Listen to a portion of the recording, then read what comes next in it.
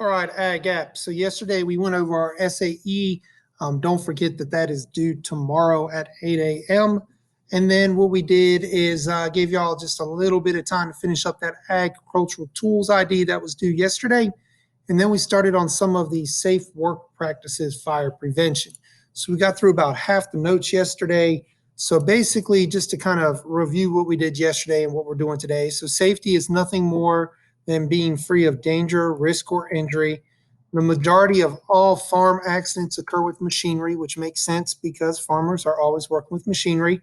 Um, so basically, when we talk about shop workers, the biggest thing is you need to make sure you wear the proper clothing and that you pass the safety test and you know how to use the tools.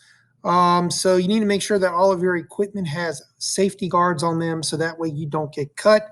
And then also clean and orderly. You want to make sure everything's put away and there's nothing laying all over the floor.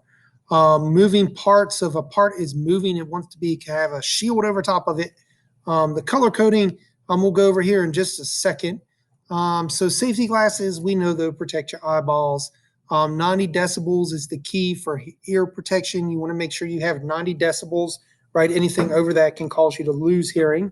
Coveralls are the best protection simply because they're form-fitting. They zip up in the front, so nothing's going to hang down and get caught.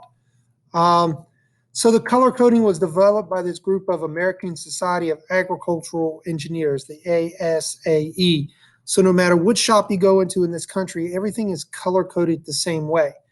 So basically, if something's wrong or there's a certain color, you know exactly what it is that you're looking for. So basically, what it does is it alerts you to dangers and hazards. It also allows you to react quickly in case there was an emergency.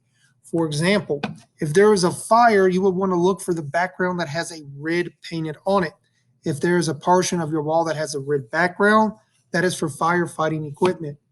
A piece of equipment that has orange over the top of it, okay, orange means warning, be careful, it can cut you. Whereas yellow, right, is wheels and levers that adjust. It means, hey, be careful, if I turn this knob, something could happen, right?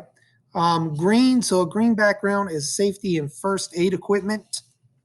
Blue, what it does is provide you with information. So for example, a blue tag on a piece of equipment, what that's doing is telling you not to touch it, don't mess with it, something's wrong with it. So blue is providing you information. And then this is the new portion today, the fire hazards. Fire is made up of a fire triangle. The three components are fuel, heat, and oxygen. If you remove any of those components, the fire is going to be put out. Okay, so some common fuels are kerosene, gasoline, and diesel fuel. But basically, a fuel is any type of combustible material. So heat, and the easiest fire prevention, like we just said, remove any part of the fire triangle. You want to make sure that you keep fuels in an approved safety container. You can do simple things like keeping the floor clean so that way any sparks won't set anything on fire, and make sure you don't have any oily rags laying around. So basically, the way that fires are classified is not what's burning, but how you put it out. So if a person catches on fire, you would wrap them on fire. So for example, fire extinguishers, we have four kinds, the class A, B, C, and D.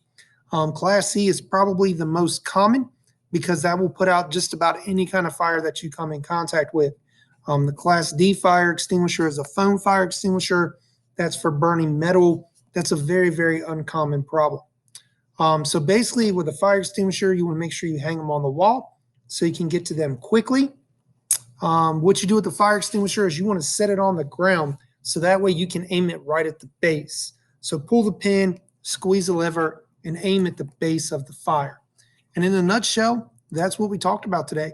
So if you have any questions, look me up.